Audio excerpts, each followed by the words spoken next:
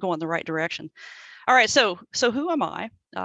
Michelle, W5NYV, and you can find my professional credentials at LinkedIn under Abraxas 3D. I have a master's in information theory, or ICI math, from USC, and I work in the telecommunications field and also do research and development at Open Research Institute. And I owe my career to amateur radio, and I'm very appreciative of all of y'all here, and RATPAC in particular. Oops. All right. So what does this talk about? We're going to talk about Linux or Linux and on open source digital radio work and amateur radio. And we're going to talk about how it's benefited all of this amateur radio stuff going on, terrestrial and satellite amateur radio services. I'm going to focus on the highlights of the history of embedded Linux, because that's generally what I work with, and give some context for how Linux is used in amateur radio, and a couple of detailed examples or case studies of how it's used in current work. So what's the scope? Well, I think that teaching rocks to think computing is probably the biggest thing that we have ever done. I'm a huge fan of computing. This talk is not going to be comprehensive. There are hundreds of amateur radio applications that run on Linux. So I'm going to pick out the things that I know and am excited about and share them with you, and look forward to the discussion at the end. And about RATPAC. So if you're here, you might know about it. And if you don't, this is a fantastic group of volunteers. We all love amateur radio. And we do 2 events a week covering the width and depth of this really remarkable technical hobby. So I'm coming at it from the point of view of technical hobby. And Wednesday night is general interest and sometimes technical presentations. And on Thursday nights, we talk about emergency communications and public service. So breadth and depth. Now, and this is a quote I really like from someone I work with, KB5MU, and he says, for a lot of what I do, Linux is just a free, full-featured, open TCP IP stack that just happens to come with an OS. So for many people working in Linux and radio, the real value is that it allows easy internetworking. Network computing, and it drags along the operating system as a bonus. So this is something that I think about kind of a lot, because there's like any complicated and wonderful tool, there's a bunch of different ways to use it. So what is Linux? Okay, so this diagram over here on the right, in the center, like the middle of the onion, so to speak, is the hardware. So this is all the stuff that you would touch, that you could see, that you would buy, that's either on your desk or on your bench. And wrapped around the hardware, the closest to the hardware, is what we call the Linux kernel. Okay, so this is all the stuff, this is software that's required in order to interface with the actual physical devices that you have, like your processor, your memory, maybe a GPU, and any peripherals. Now, outside of that, because the kernel is pretty low level, outside of that is what a lot of people call a shell. And this is the interface to the kernel. It makes it possible for humans, mere mortals, to use it. So the shell takes commands from the user and it executes these kernel functions. So you can see that there's some abstraction going on, some layering to kind of protect you from the icky parts, and then running on top of this shell are things that you start to recognize as applications. So these are the utilities and programs that you might use, that you would expect to find on a computer. So you can see a few examples here, some applications. A compiler, this a.out is what a compiler would produce. So if you were making your own code, that's the default name for it. The date program, if you have no idea how long you've been working on your computer, you can find out. grep is very powerful. It's for search, and cd to change directory. So and this is not just for Linux, but any operating system in general has these layers. You'll have something that deals directly with the hardware, and then you have abstraction layers above that. And at some point, you're going to have your applications that you see when you sit down and start working with a computer. So let's talk a little bit about the timeline. Linux was announced in 1991, and it's called Linus after the person that is most responsible for writing it, Linus Torvalds. Now, he announced it, and it became open source the next year. And this is a big deal because most operating systems, in particular, we could contrast this with Windows, are not open source. You don't get to see the source code that creates all of this stuff. It's a closed source or proprietary. This was kind of a big deal. So from the beginning, the entire thing is something that you can take. You can take the source code and build your own kernel. You can change it. You can add to it. You can take away from it. And we'll talk about that. And it's one of the most successful open source products in history. In between 1991 and 1997, I have a little happy little pixelated dude here, and that stands for, that's about when I started to get involved with Linux, or tried to. So in about 1994, it hit my college campus, and there was a Linux users group or a student club. And these things started popping up at universities amongst the computer science. So that was the first time I had heard about it. And it was pretty difficult to use. This was not what we have today. This would have been essentially a bare kernel, and you had to build it, and it was pretty daunting. You had to be willing to get in there and kind of get your hands dirty. Now, by 1997, we have something called the Linux Router Project by David Snej, and it's the first truly embedded application. So you can see we've gone from essentially a kernel that doesn't work with very much hardware, and 6 years later, we're talking about it running a router. In 1998, just a year later, there was multiple products that these are starting to look like commercial products that were shipping with something called embedded Linux. And 1999, not very much longer, the ARM processor got Linux support, and the TiVo DVR, or digital video recorder for recording television programs, came out. There started to become a lot of stuff going on.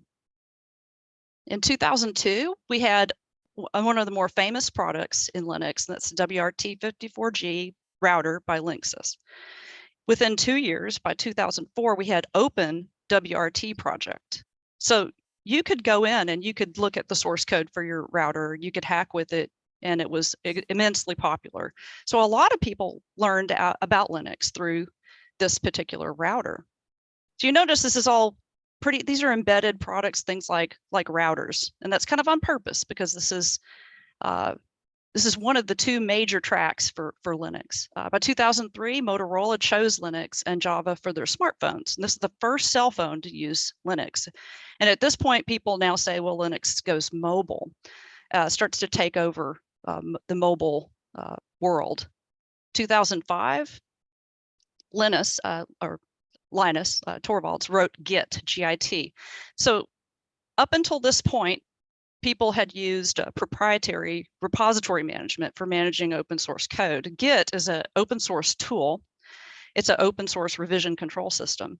It is not considered easy to use, but this made a big step forward in being able to organize not just the operating system as an open source project, but hundreds and thousands of other projects over the years. By 2008, we have Android. This is the Android operating system starts shipping, and a large body of work for Linux on Android. 2012, we see the first Raspberry Pi ship. Later in 2012, we have a project called Tizen. Tizen operating system for phones and other embedded devices was announced. This was run by the Linux Foundation. So by 2012, we now have something called the Linux Foundation, and large foundation helping Linux. It's very global. The neat thing about Tizen is it aggregated a bunch of projects into one very large juggernaut, much more recognized overseas than here, but a big deal. By 2014, we had the Pi B Plus with an ARM 11 processor. This is the first Pi that sort of looks like what we're all familiar with today. And in 2015, the Raspberry Pi 2 with an ARM Cortex A7 shipped. Now, this is bringing us up to the Raspberry Pi, which is a very important device in terms of amateur radio and for just general the maker community. And you can see from 2012 to the current day, over the past 10 years, you can see the steady progression of small, inexpensive, embedded, essentially single board computers.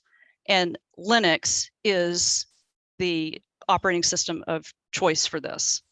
And so this allows you to experiment with Linux in a very inexpensive way. Again, embedded. All right, so why is the Raspberry Pi kind of so important? Because you bolt something called an RTL SDR up to it, and you have an extremely inexpensive software-defined radio. So the RTL SDR, very interesting product. This started out as a television tuner USB dongle in Europe. You plug it into, say, a computer. It has an antenna, and you're able to receive television. Now, the interesting thing about the RTL SDR, a couple of experimenters figured out that the radio signals, the I and Q modulation products, were available to you. You could get to them. So this product had the registers available, and this made it extremely exciting for experimenters, because that means it's turned into a radio that you can control. If you have access to I and Q modulation, you can do anything. If you're not familiar with IQ modulation, in phase and quadrature modulation, or digital modulation, there is a fantastic tutorial from a ham on YouTube. His call is W2AEW, and I put the link here. But you can go look at him up. You should subscribe to him. He's great. He will make you understand IQ modulation, and you will love it, and it will make you totally happy to be involved in digital radio. So if you're not already familiar with this type of modulation for controlling radios and for making software-defined radios, then go check this one out. And so what does all this give you? An accessible, for the first time really ever, kind of an accessible software-defined radio receiver. Now, it's a receive only. The group that is most responsible for this for hams is Osmocom. That's their name. So before this, there were software-defined radios. Software-defined radios go back quite a ways, and basically a software-defined radio is a radio where you can change the functions. Lots of the functions are under software control, rather than it being dedicated to one particular type of behavior. So what do you get when you take a RTL SDR and a Raspberry Pi and Linux? You get the brawn, which is the RTL SDR. You get the brains, which is the Pi, and the loot is the tons of open source software, and it all runs on Linux. So you can turn this little device into any radio. You can change it with a few typed commands. So an SDR gives us, as amateurs, a bunch of bonus lives. So this is just a small sampling of the sorts of things that you can do with inexpensive, accessible radios and Linux. All of these things run on Linux, and almost all of them were developed using the Linux operating system. So GQRX is probably the easiest sort of spectrum monitoring receiver software out there. The hello world of SDR is receiving an FM broadcast station. So the hello world of a lot of embedded devices is, can you blink an LED? Can you get to the point where you're blinking an LED with your hardware? So the hello world of SDR is receiving something like an FM broadcast station. RTL 433, you can monitor dozens of signals on unlicensed ISM band and explore. SIGPI is a whole Linux distribution for signal intelligence, and so on. So you may, a little more than halfway down the list, you see P25, DMR, and DStar. Well, Linux does that too. So you can get a hotspot. It runs on a Linux image. You don't have to build it. You can just get the image, put it straight to an SD card, put it into a hotspot, and you are off and running. And you can do all sorts of tools. So this is sort of the power behind all of these things is Linux. Something that we do an awful lot of in the microwave community is take RTL SDR or equivalent, and a Raspberry Pi. And what you do is you take pretty much any commercial LNB, the little doohickey that's going to be in your DirecTV dish, take it out and connect it up. And you've got an IF receiver, so you can have a 10 gigahertz receiver for very, very low cost. But wait, there's more. We've talked about receiving and doing all sorts of cool radio stuff with Linux and very inexpensive embedded computers. But we have privileges where we transmit, and you have choices here. So at the top of the chart, you can see that you start off with like the RTL SDR, the FunCube. Pro is another excellent choice. That's receive. AirSpy is receive still, I believe. And then you have the SDR Play. But now we start getting into radios that add a transmitter as well. And the most famous ones are the Hack RF and the Blade RF and the USRP family. Now the USRP1 is written here. And if you have the money, the USRP B210 is the workhorse of the slightly more expensive SDRs.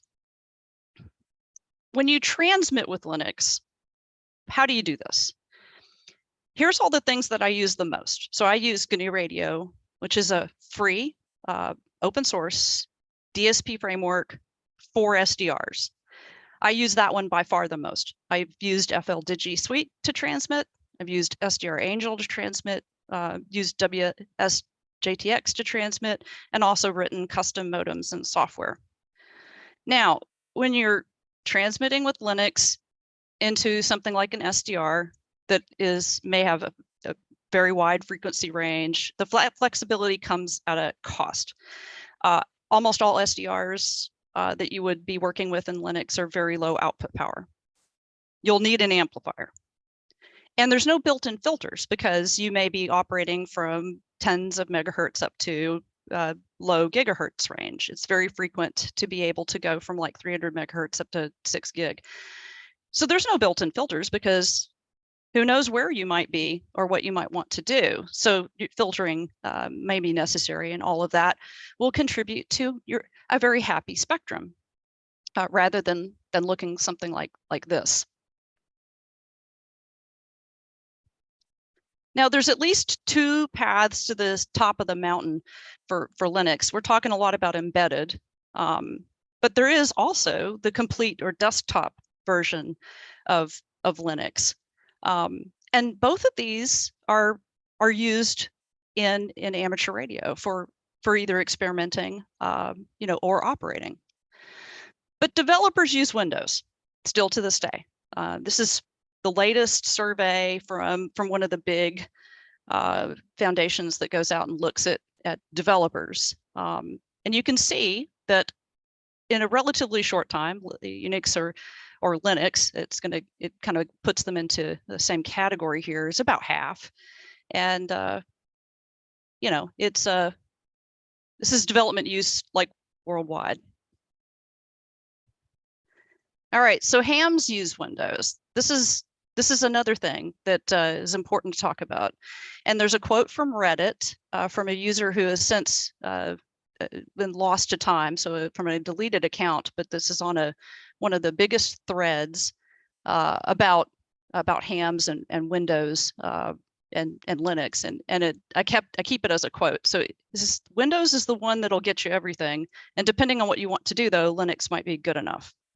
So what radio applications run on Windows? Well, Smart SDR from Flex Radio does, WinLink Express does, and things like N1MM Logger does. And for all of the amazing progress and wonderful experimentation that an open source, free, inexpensive OS can get you, Windows has been doing something very similar with a sort of a dongle-sized USB module for a long time. So the SoftRock 40, Rig Blaster, and a whole lot more using the sound card on Windows machines. So where is Linux used? Well, we have player 1 and player 2 here. First, we have the internet. So player 1, Linux runs at this point roughly 96% of the web and the vast majority of internet infrastructure. And it now dominates embedded devices, everything from smart TVs to your cell phone, to your smart watches, to all the neat embedded radio stuff that we've been talking about. So it's pretty clear that Linux has dominated that part of the world. But desktops, Linux is runs about 2 to 4% of desktops. And there's a recurring humorous trope about this is going to be the year of Linux on the desktop that Linux people say. So let's look at some case studies on how Linux is used in radio in some experimental places.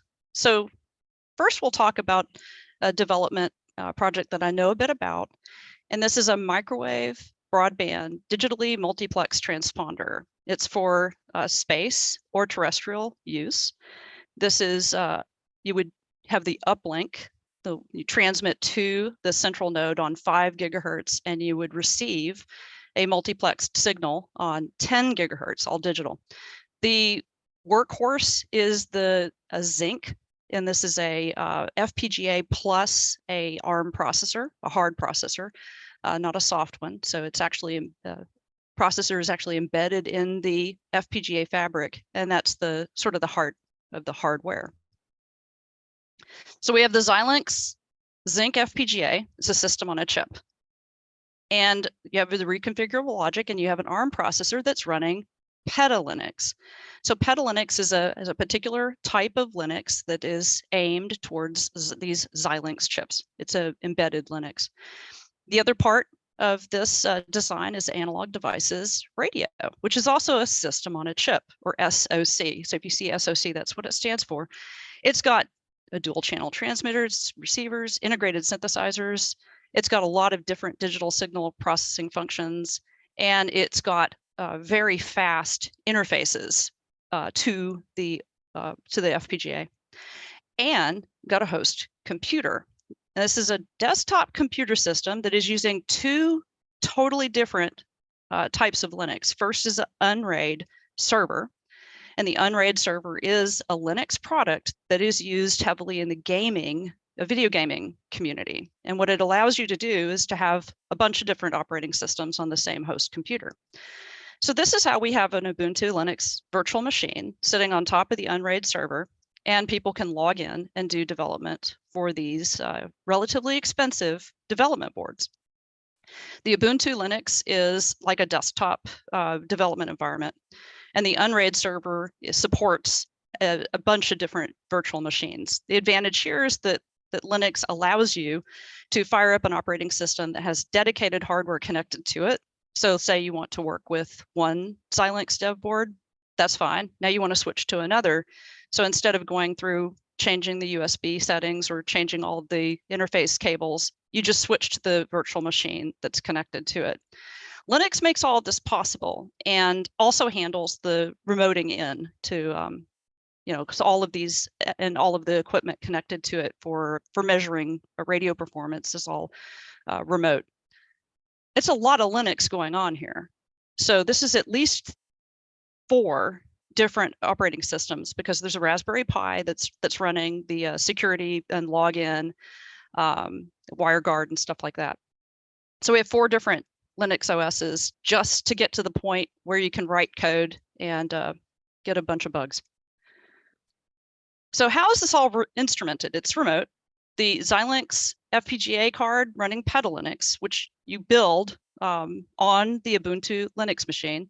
So you can see that that's connected. This is the blue swoop, the purple swoop on the right is a serial connection in between your host computer and the Xilinx Zinc FPGA, the ARM processor. So that's how you're going to load up its little brains.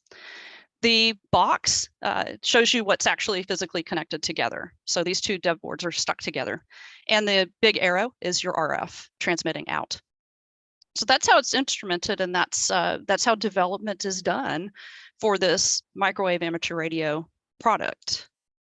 So when you deploy it, after we're done and you've transmitted the code, the finished applications to the operating system that's running on the ARM and the Zinc, then it's standalone. It's on its own. So you no longer need the host computer. You sort of disconnect it, you launch it, and hope it works. Okay, so let's talk about another type of this is sort of Linux-enabled product that has had a lot of impact on radio experimenters. This is Mayhem, And this allows you to transmit, because we get to transmit with our awesome licenses. This is where you take a HackRF SDR and you attach something, another hardware product called a PortaPack to it, and you want to be able to transmit. Okay, so what do you need for all this? Well, you're going to have usually you'll have a HackRF SDR, software defined radio board, and it has its own processor, its own FPGA, its own radio chip. And you usually, when you buy it, take it out of a bag and you hook it up, you're going to control it via USB from a host PC, almost always running Linux. And you usually use something like GNU Radio or the SDR control program of your choice. Okay, so that's where we start. If you want to have something that's that looks more like a radio instead of just a PCB card, and you'd like to go portable, then you would get something called a PortaPack. It gives you a screen, buttons, microphone jack. Some of them have speakers, and it often has a battery. So this actually is designed to connect through headers to the HackRF. Okay, great. And then you have a firmware update required, and you now have something that's portable. So the Porta stands for portable. So all Linux, the HackRF developed on Linux, PortaPack firmware update, Linux. So now you connect them together, and you have a portable SDR station. So you're not connected to a big host computer. You can leave your lab and you can see spectrum and do all sorts of fun things. Now, to add transmit capability, what we do is we are going to go out and we're going to get open source Linux-based software package called Mayhem. Now, this is really neat because you're still going to have a host PC to get this part done. We have our HackRF and the PortaPack over here, our portable SDR station. We're happy with it, but it only does receive with the standard firmware. We want to add transmit. Okay, so we're going to use yet another cool thing that's often found in Linux called a Docker container on our host PC. The Mayhem source code build environment lets you directly modify all this transmit stuff. And a Docker container lets you have this development environment with all the tools that you need in order to get this done without having to set up the environment yourself. And that's kind of the power of Docker containers. They're really pretty neat. You download the container and it's almost like stepping into a virtual machine. So you use this, upload the Mayhem firmware to your HackRF, and now you have transmit capability. And you can do all sorts of cool experimental stuff. There's a wide variety of different applications that come with Mayhem. So yeah, Linux. It's Linux all the way down. There's all sorts of stuff that you can do with it, and it's really pretty neat. So one of the things that we noticed when we were experimenting with Mayhem to use it in order to do some FSK, VHF and UHF projects is we noticed that the audio levels for the FM transmit application that just comes with Mayhem were overdriven and they sounded terrible. Audio quality was just no good. And so we tried to figure out, like, gosh, is it this particular PortaPack? And no, we managed to get hold of another one and swap it out. That's the first thing that you kind of check, is that whether or not the hardware is the fault. We turned off the mic gain because we noticed the mic gain was default on, and that lowered the volume, but it did not solve the overdriven part.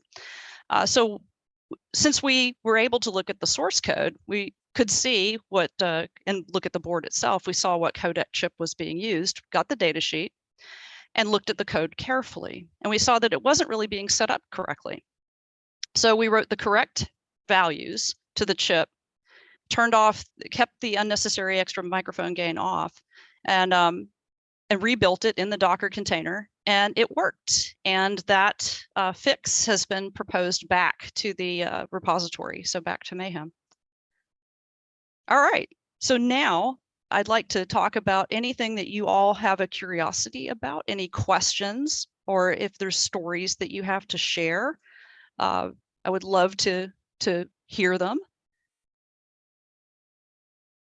Jim is looking for a recommended DSP introduction beginner book or tutorial. Oh, that's a really, really good question. Here, I'll turn off the share. Let's see, a beginner, so DSP, digital signal processing tutorial.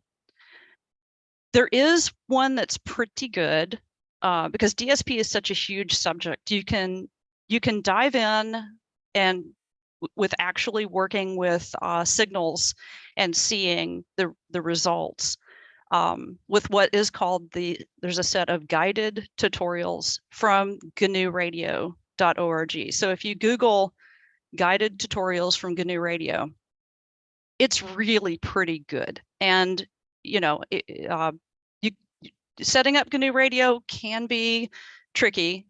You really need to set it up in Linux. It was designed for Linux and everything. But if you get GNU Radio working, and then do the set of guided tutorials, and there is it's really a fantastic way to get sort of a practical, jumping in with both feet sort of introduction to digital signal processing fundamentals from modern perspective, because it starts out with digital communications and walks you through some of the things that you absolutely have to know.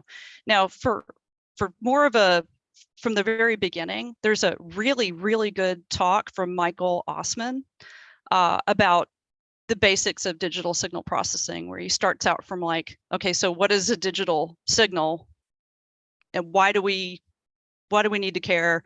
What do you do with the bits? Why is sampling rate important? And it's pretty easy to find on YouTube, and I think it also is on the Great Scott Gadgets website, linked from there. Does anybody else have any other recommendations? I think Wendy Tan, she has a recommendation for a particular book that's really not. It's again, I come at this like more from a practical perspective. I do have a master's degree in icky math, but I'd really rather. I've always kind of preferred the doing rather than the thinking real hard about the math. So I'm a little bit biased here towards things that will get you up and running and actually manipulating the signals. Does anybody else have anything that's helped them with DSP?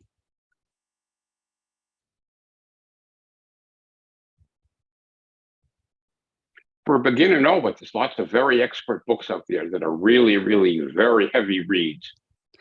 Yeah, and a lot of books start out with the math and never let go. So the one that Wendy Tan, the one that she recommends is very accessible. There's a series of books written about, it's like a field guide to GNU Radio, and I think that's the name of the series. It's a series of 3 books, like field guide to SDR. It was written by a father-son team and it uses GNU Radio to walk through all of this. That's also extremely good and does not hit you over the head with the math. Digital signal processing math can get pretty intense, but my very strong opinion is that it doesn't have to be that way. That the basic concepts anybody with curiosity can appreciate and can learn. Hi, my name's Gary, KM6AEQ. Just a question about you mentioned the field guide to, was it GNU Radio, was it? I think it's field guide to SDR, but it uses GNU Radio. Let me try to find it real quick. Do you recommend that? Because I've looked at that a few years back. I got a little lost with GNU, just putting out the basic blocks and then working with it. So I was wondering, did you recommend that field guide? I do. I found it useful, and I've heard good reviews. Now everybody is different. So some people actually do prefer more of a kind of a hardcore theoretical, need to see the math, but it's called Field Expedient SDR. Introduction to Software Defined Radio. If you can find it, it's usually pretty cheap. For a while, the PDFs were being given away. Sure. Thank you. Yeah, that's a good one. There's a really good free book from Analog Devices that takes you through the how to use a software-defined radio. It takes you through working directly with the Pluto, which is the another really amazing SDR that's transmit capable, that's widely used in amateur radio. So from the Analog Devices website, you can get a free PDF that starts you out from nothing and takes you all the way through to being able to speak intelligently about digital signal processing. It's quite good. They assume that you have MATLAB. Now, the good news about MATLAB is that there is actually a version for home use for $150. The license is available for non-academic, non-research, non-commercial. That's within like the last 5 years that's been the case. You might be able to get away with using Octave, which is the open source alternative to MATLAB. But if you have MATLAB, you can run your Pluto. It's and that book is excellent to learn about this stuff. I had MATLAB probably 10 years ago, maybe more now, and it's way old. But thank you for your answer. Yeah, sure. If I can think of any more, I'll put them in chat. Barry, you want to run through the chat there and see if there's anything? Everything is up to date, except, lots of good comments. Can you bring back up, Michelle, the slide that you did, the 60%, who develops what percentage? Yeah, I can try.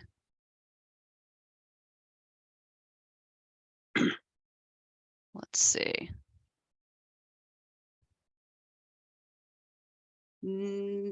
Okay, I'm clicking.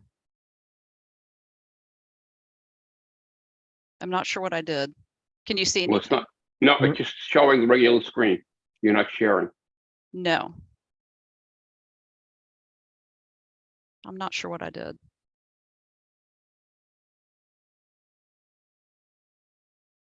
No, I cannot reshare. Okay, don't worry about it.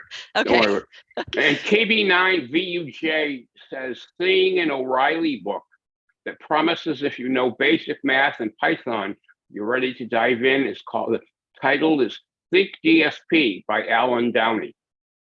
That sounds familiar. I'm pretty familiar with O'Reilly, and I don't think I've read that one, but I think that if it's if you're recommending it, I'm going to go track it down and check it out.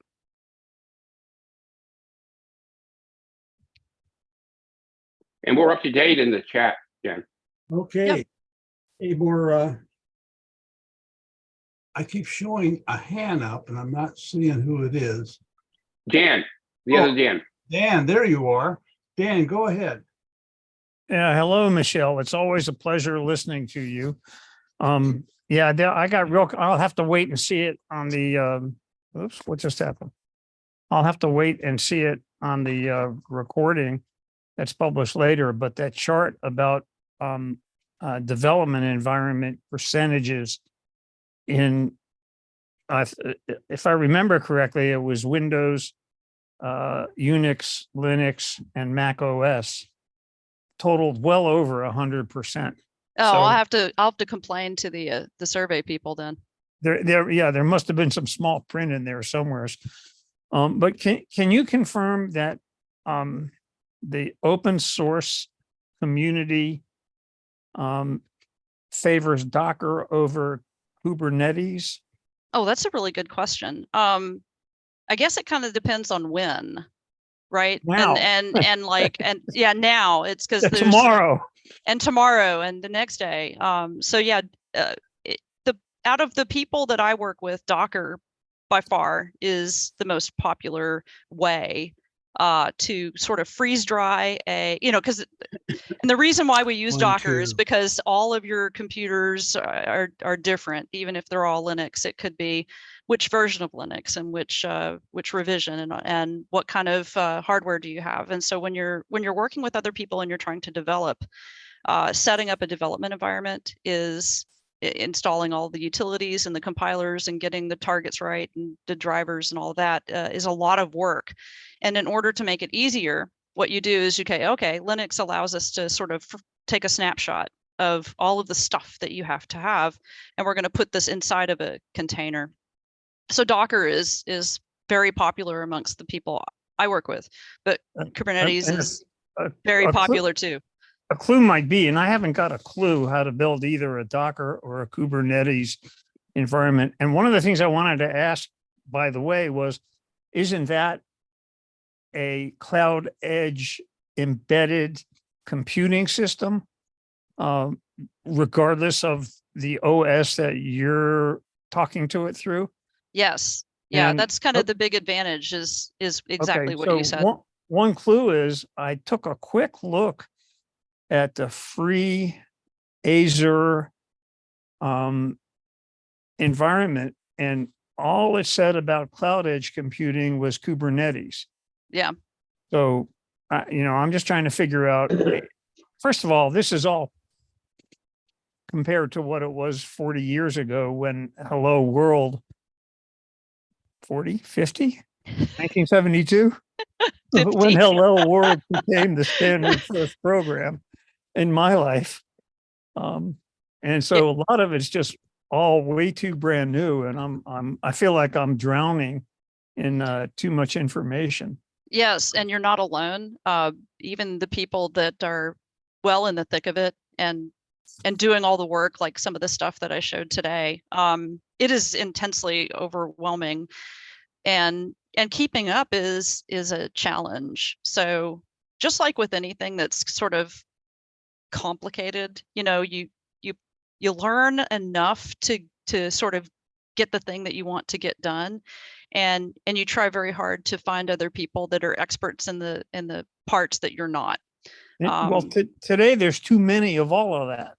There's an awful lot, and you can sort of see, and you can see the both positive and negative repercussions of the complexity. We're able to do things with radios and in the amateur bands. We have so many cool bands, we have so many cool radios, and there's this cheap computing and cheap gain, and all this flexibility comes at a cost. It's complicated, and then if you blink, then you've missed 3 different updates of some software. When you try to update it, does not work. So that is the bad side of it, is it can feel very overwhelming. One of my biggest complaints about the world of sort of open source digital radio is that you will get a lot of very simplistic tutorials that might get you to where you have a command line, and the cursor's blinking, and then they just kind of leave you. And there's nothing in between that and somebody's PhD thesis that's also using Linux. And so the lack of really good tutorial sort of workbooks or handbooks, like we may be accustomed to in the analog world, like ARL handbook, like we just don't really have the best body of work for handbooks or tutorials. And it is a very fragmented world out there with Linux. If you, depending on which type of Linux you install, you may simply not be able to do some of the things that I've listed. You may not be able to install a particular program or do something with the hardware you have. This can be extremely frustrating. So the complexity is, it comes at a cost, and frustration is one of the things that you'll find. It is worth it. Things worth doing are rarely easy. I mean, with some exceptions like brushing your teeth, but things worth doing are very rarely easy, and it can get complicated. So that's my biggest complaint, is that there's not enough good user experience stuff out there. So in terms of like amateur radio software and applications for Linux, it can be kind of a hard slog, depending on how ambitious you get. So empathy. Yeah, thank you for confirming all my worst fears. Yes, you're right. It and so the good side is that you have a tremendous amount of power at your fingertips, and it's so inexpensive. There's a new SDR that comes out every quarter, it seems, and the prices keep coming down, and the bandwidth keeps going up, and the frequency ranges keep going up, and the things that you can do are more and more neat. With that, you know, with all of that flexibility, though, like I said, it comes at somewhat of a cost. So experimenter paradise is, you know, even for experimenters can be pretty daunting, you know. Well, the biggest news I've seen recently is that Linus is now dog feeding an ARM64 kernel. Yep. So, you know, at least that's a hint at a direction to look in. It is. Okay. I appreciate what you're doing, no end, and my hat's off, full of respect. Thank you. Okay, let's pick up N3 XUS. Who are you and what's your question? Yes, good evening, everybody. This is N3X US, Gene from Killeen, Texas. How's everybody doing? Howdy, doing well. Yes, Michelle, my question is, you mentioned the MATLAB and an alternate program or software for that. Could you say what that alternate was again, please? Oh, the alternate for MATLAB? Yeah, MATLAB, for those of you not familiar, or Matrix Laboratory, very, very powerful mathematics simulation and creation software that with lots and lots of DSP and lots of radio stuff in it. MATLAB can run an RTL-SDR, can run a USRP, can run the Pluto, it can run the big FPGA development boards that I talked about earlier. And it is commercial, and if you use it commercially, it can be extremely expensive. So if you get it plus all the toolboxes, this can run you up to $12,000 a year. There is a $150 home license for MATLAB. However, there's an open source alternative to MATLAB, and it is called Octave, OCTAVE. And it's generally compatible. So if there's something that you want to run in MATLAB, you can take that script, and in a lot of cases, it'll run on Octave. So Octave is free and open source. Okay. Did that answer your question? Okay, so Octave is the alt.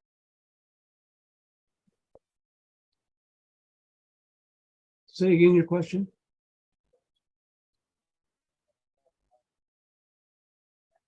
N3 XUS. Say again your last.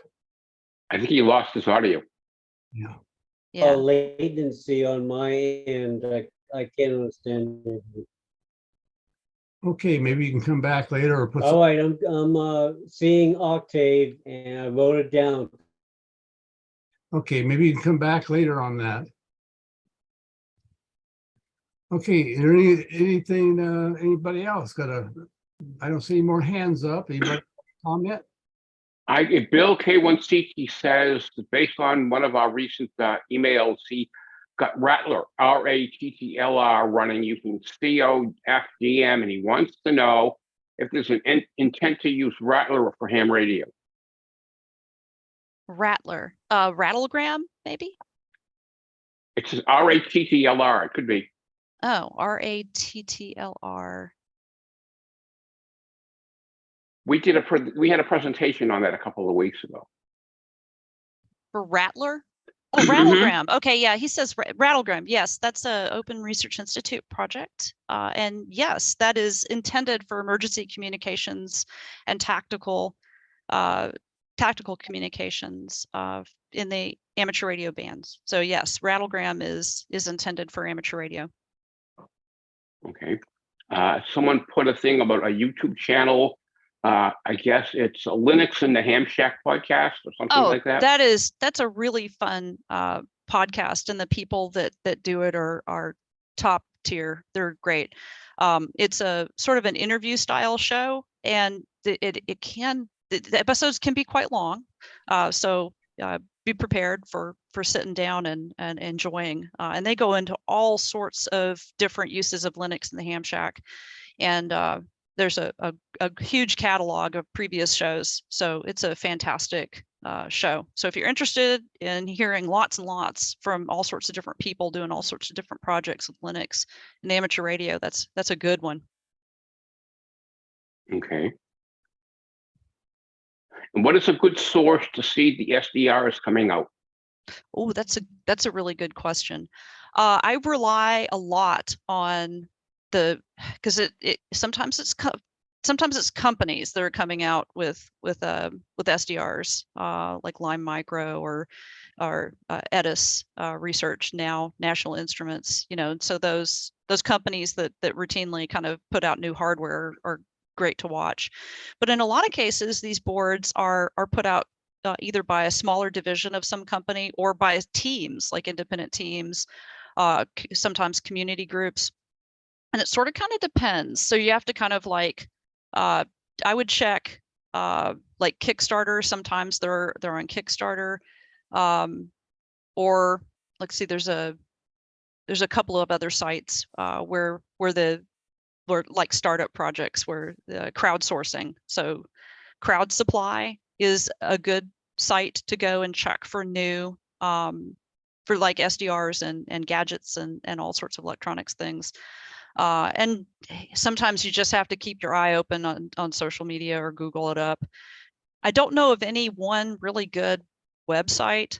Maybe somebody has a favorite that they've bookmarked that routinely keeps up with it.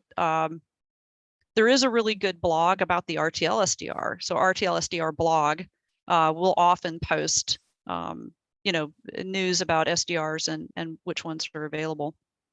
And then if you have like a target, like again, I really like the USRP B210.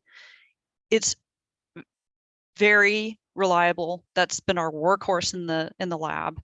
And the B210 often comes up on eBay. So if you have a favorite that you are wanting to get, then set up a search on eBay for, and you should be able to get a pretty good deal as opposed to buying one new. And Steve from Wisconsin says, for embedded hardware, the embedded.fm podcast is very good. Yes, it is. Alicia White does the embedded podcast. It's fantastic. And it covers just a wonderfully broad amount of subjects, but all pretty much related to embedded devices, everything from the Beagle board to drones and beyond. Okay, Scott, you got your hand up. Hey, what do you guys know about the new Quattro system? The new kind of like a Raspberry Pi, but it's the newer system. Not a whole lot. I don't know a whole lot about it. I only know what's on the spec sheet. Anybody else? I'm going to take that as a no. Yeah, I don't know anything more than what I've read in circulars and blurbs about the specs and stuff. I've heavily used Raspberry Pis all the way up to like the Raspberry Pi W. They're hard to get right now, but so is a lot of this stuff. It's challenging to buy a lot of different SDRs. Probably the easiest one to purchase right now, and it's still not that easy, is the Pluto from Analog Devices. Well, and I have a Raspberry Pi 4, and I bought it just before they all disappeared off the market. And I noticed that the Quattro is like $34 compared to the Raspberry Pi 4, which is running well over $100. And supposedly, again, I understand that you've only read the specs. So I'm tempted to go out and get one and play with it. Yeah, I completely endorse this plan. Strong concur. I think So when you can, go ahead and just dive in. It's you can always unplug it and plug it back in if it if it misbehaves. But one yeah, last question on that. So I understand it's supposed to be able to run a lot of the Raspberry Pi software because it's based on a Linux operating system. So again, I understand you probably have no comment to that as well. No, I think that's if it runs Linux, and they've done a decent job at the port, then you should be able to run a lot of the same stuff. It looks like a good bet. All right. Well, thank you very much. I appreciate it. Of course. Barry, what you got? We're good in chat. Okay, any more comments out there? Melissa, as usual, you've done a great job. I have one question, the gentleman that just spoke. What was that device you were saying is comparable to Raspberry Pi? What's it called? Quadra, It's called a Quadra. Quarta. Yeah, and just Quadra. Google it and you can get it on Amazon or you can buy it directly from the company and it's like $34.95. It has Wi-Fi, Bluetooth capabilities. It's actually, from what I know, it sounds pretty promising. Yeah. Someone that would- said $34.95 with a case, power adapter, and cable. Well, that's HDMI really- cable. That's really good. I missed it. You said QUARDA? QUARTRA. QUARE. Quartra. Put it in chat. I think somebody had a question about the percentages. Was that the question? That was earlier? Dan. Yeah. Oh, yeah. The survey is out to developers, and because developers will write, some of them like me, I tend to focus on Linux development, but a lot of people write for more than one operating system. So if there was any sort of confusion about the chart, it's showing, essentially like how many said Windows, how many also may have said Linux, and how many said Mac OS. So I still cannot get my screen to share to go back to that particular chart. Well, So those it's a slides- little tricky because some people write for all three of What- the major operating systems, and some of us just write for one. Well, Well, rather than imposing a new meaning on the percent sign, perhaps. Oh the yeah, amount would be I'm gonna more tell. appropriate. I will tell them because that, yeah, her slides will be available after this presentation. So you can get that slide, look it over. I got a good question from Dale in Connecticut. Is it better to use a general Linux distribution or one specialized for amateur radio? That is a fantastic question because there are specialized Linux distributions, and we used to have one in amateur radio. We do actually have several still to this day, but the first dedicated Linux distribution that I ever came across was years ago, and it was a live CD. And I forget what it was called, but it was back when you used CDs, and you would boot off Linux off of the CD, and it was dedicated to amateur radio. So it had a whole bunch of neat amateur radio stuff on it, if anybody remembers the name of it. But until that time, I had only ever, you go get the current Linux kernel, build the kernel, and then laboriously drag in maybe device drivers and then applications. And I was like, oh wow, a Linux image where somebody has put all that stuff into it for amateur radio. So there are Linux images for signal intelligence. There's ones for hacking. There's ones for art. So there are a lot of these dedicated images out there. And I'm gonna wimp out and say the answer is it depends, because it's a good question, and the answer to every good question is it depends. It kind of depends on whether or not that image is got what you want and whether or not it's updated often enough. So it just kind of depends. It's up to you. That's really sort of like, do you prefer to go get a general distribution and then pull in the things that you're going to want to use? And that's generally what I do now. So I don't use a dedicated like amateur radio image, but I talk to other people that do, and they really like it because they don't have to mess with it. The reason why I do it the way that I do it is because GNU radio it's got a learning curve, and it changes a lot. It's under active development, and on a fairly routine basis, my Linux machine will stop working. Nothing works in GNU radio anymore. And what I do is I treat it like livestock and not a pet. And so I take it out back and shoot it, re-image it, and start over. And so I just start over from very plain Ubuntu Linux, and then the only thing that goes back on it is GNU radio to do a lot of this development stuff. So that's how I do it. But there are multiple neat images, and over time the various groups come and go. So I'd say just experiment and see if it works for you. Also, Andy's ham radio, Linux, and ham I are also Yes. very good. Yes, they are. And it gives you kind of a big variety, because like in my case, I'm just wanting to go get GNU Radio, and that's what I mainly use. But if I had to rebuild my machine from scratch every time and I had all of this stuff, then I think that would be much more painful, and it'd be much more useful to have an image dedicated to it. So And links to those are in the chat. thank you. Yeah, those are very good recommendations. Okay. Well, you're I right. just found one on dxzone.com. I'll put the link to it in the chat that has Linux distributions. Very good. Thank you. And yeah, there's a comment also about the bootable USB stick with GNU Radio on it. Yes. Yeah, and it's a nice way to get GNU Radio up and running, is if you can get it onto if you can get a bootable USB stick.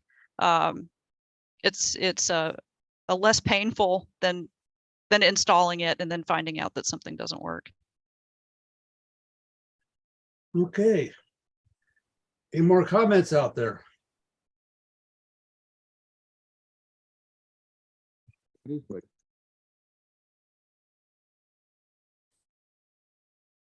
Okay, try to help. Oh yeah, there is a comment about a script that will build ham software into a Linux distribution. That's really neat too, because I think that with that script you can then customize it. A good comment. Okay. I don't see any more questions. Don't see hands up. Any comments? Any more comments out there? This is Gary from KM6AQ. I just wanted to say thank you very much for the presentation. Oh, you're very welcome. It's a great pleasure to be able to work with RATPAC and to talk about this stuff here tonight.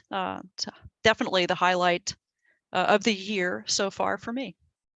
We pay her very well. Yeah, right. No, that's not true. We'll open up for any more comments. I don't hear any, and not hearing any. I'm going to say 73 is everyone, and hopefully I'll see you tomorrow.